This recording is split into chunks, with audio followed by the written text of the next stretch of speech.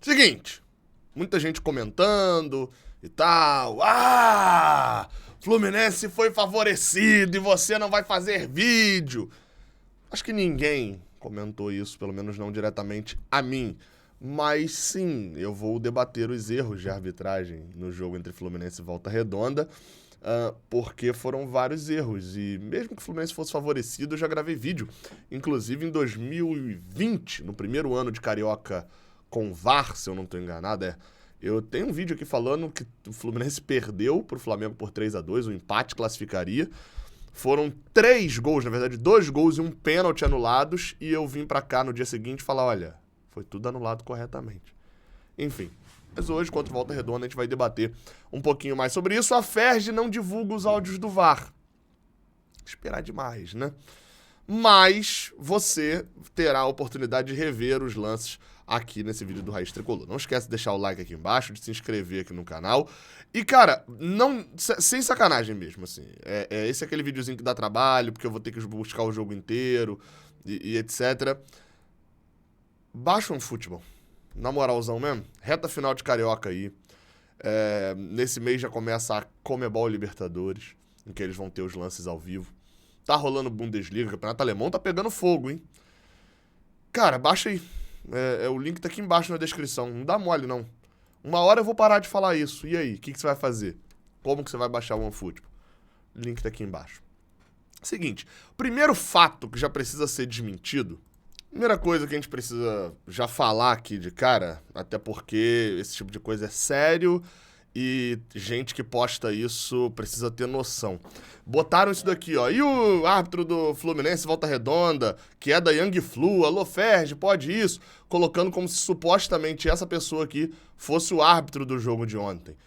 E, bem, o cara passou tanta vergonha que veio... Ele é flamenguista, né? O cara que postou, mas veio flamenguista, vascaíno, tricolor, tudo falando sobre o árbitro, na verdade, ser vascaíno. O árbitro Yuri Elino, que apitou o jogo de ontem, ó. Cadê? Veio gente aqui que até estudou com o cara, falando que era vascaíno e provando que estudou com o cara, enfim. Acho que esse aqui, Cleito, que é até um youtuber do Flamengo, inclusive, provando que estudou com o maluco e que esse maluco, o árbitro de ontem, era vascaíno. E aí, assim, Gabriel, por que você tá falando disso de primeira? Porque muita gente, isso viraliza, infelizmente. E a gente precisa combater isso logo de cara. Apesar de... E se ele fosse tricolor? Todo árbitro tem um time, meu amigo. Se a gente for entrar pra essa seara mesmo, vai ficar complicado pro Flamengo, inclusive. Porque, vamos lá, se todo árbitro tem um time e 50% aí, pela média, do Rio de Janeiro torce pro Flamengo, então, meu amigo, dá pra gente dizer que 50% dos árbitros são Flamengo, né? Se você correlacionar uma coisa com a outra. Então vai ficar chato, na verdade, é pro Flamengo, né? Então, assim, isso não deveria ser uma pauta, né? O árbitro é o árbitro, ele pode ter torcido pra um time, alguma coisa, assim como todo jogador torceu pra um time também, mas é profissional pra poder jogar. Se a gente começa a duvidar disso, aí, meu amigo, o futebol já foi pra casa do cacete já. Mas vamos pros lances agora, depois de esclarecido isso. Vamos pros lances e a gente vai na ordem cronológica, beleza? Na ordem que eles aconteceram lá em Volta Redonda. Deixa eu dar o mute aqui e vamos primeiro pros 26 minutos do primeiro tempo. Que lance acontece aos 26 do primeiro tempo? Bem, acontece o gol do Volta Redonda. Esse aqui é o único lance em que os tricolores estão reclamando, tá? Não, na verdade tem um outro, mas que não faz sentido nenhum. Mas que os tricolores estão reclamando é só esse daqui. É o gol do Volta Redonda, como vocês vão perceber, o Volta Redonda troca passes e tal. Na hora do lançamento, o Samuel Xavier intercepta, o Pedrinho bate de primeira e faz 1-0. O que os tricolores reclamaram? Deixa eu adiantar aqui pro primeiro replay. Os tricolores reclamaram, esse aqui é o mais complexo de todos, tá? Reclamaram que, no momento do passe, parei agora exatamente na hora que a bola tá aqui no pé do jogador, o Ricardo Senna, esse lateral esquerdo, estaria à frente, estaria impedido. E o Samuel Xavier faz um movimento para poder, entre aspas, né, desarmá-lo, né, evitar que o passe chegue a ele, e isso configuraria a participação da jogada e deveria ser anulado o gol. Uma imagem foi divulgada, que assim, desculpa, mas falta o entendimento para poder divulgar uma parada dessa aqui. É até bom que a pessoa até me marcou, mas eu até tapei a imagem dela aqui na tela. Por quê? Essa linha aqui que foi feita, ela não faz sentido. E por que não faz sentido? Porque a pessoa provavelmente traçou a linha aqui, ó, para quem tá vendo na tela, no meio de campo. E existe um negócio chamado efeito paralaxe, que é a angulação da câmera. Quer ver um exemplo? Se essa linha aqui estiver reta, o círculo aqui tá completamente torto, né?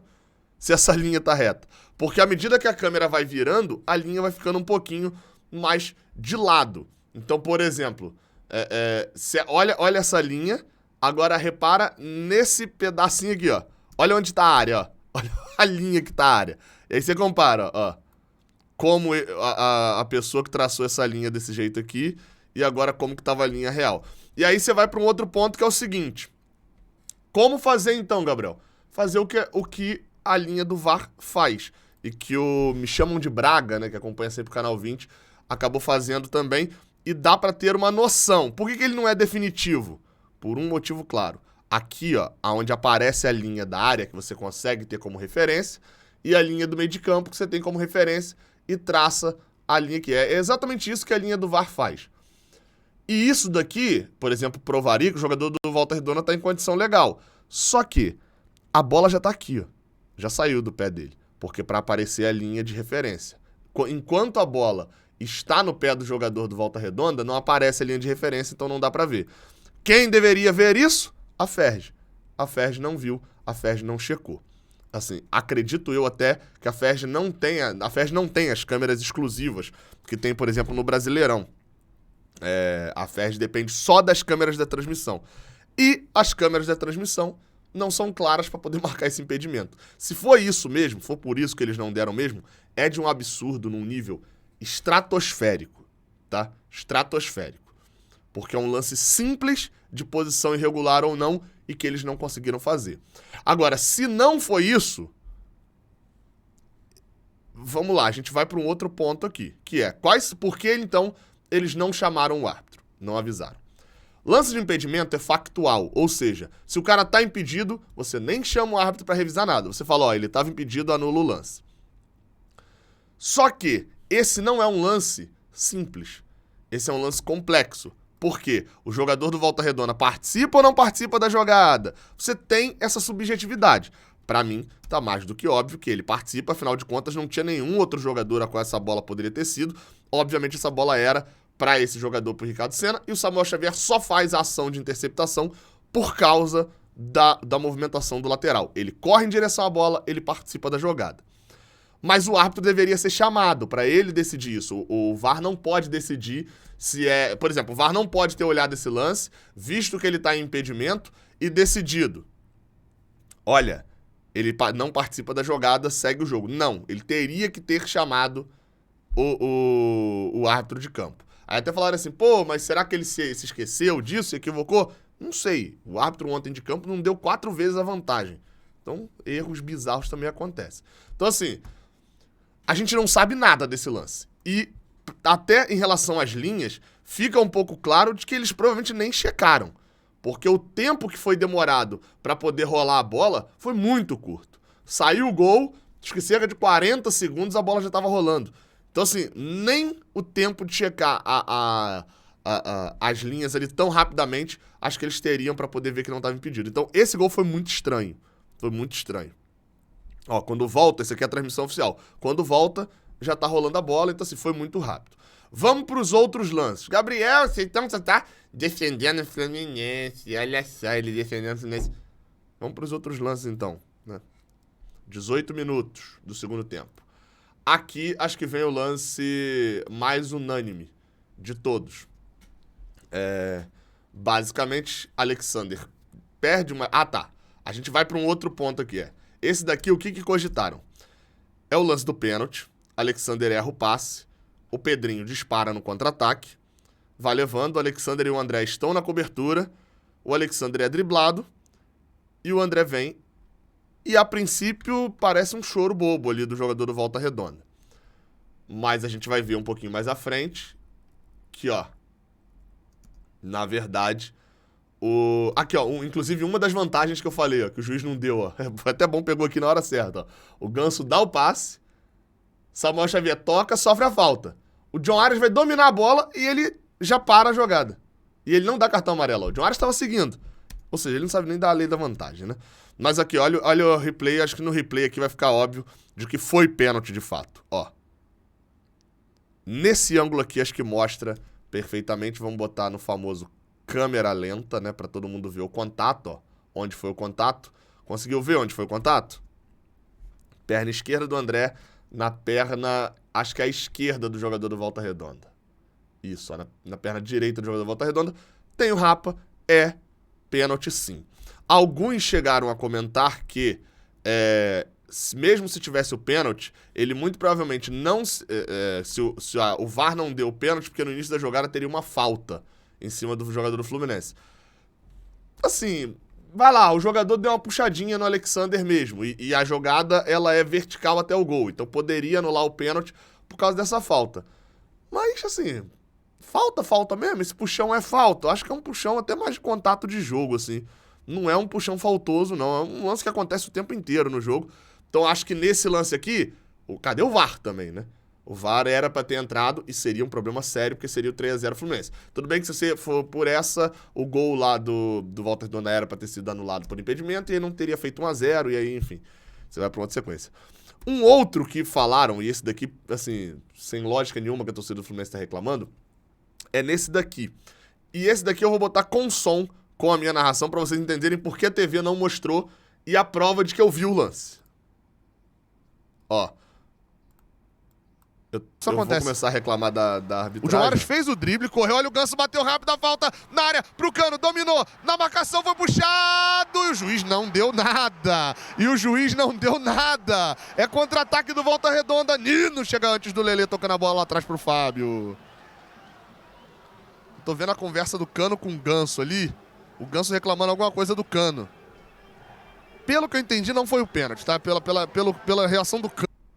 Viu? Então, assim, eu tava vendo o lance. Aí alguns reclamaram até bem assim, pô, a TV não mostrou o replay do lance do Germancano e tal, porque a TV tava mostrando aqui o Ganso bateu rápido a falta. E aí, o símbolo do Cariocão fica na frente exatamente do lance.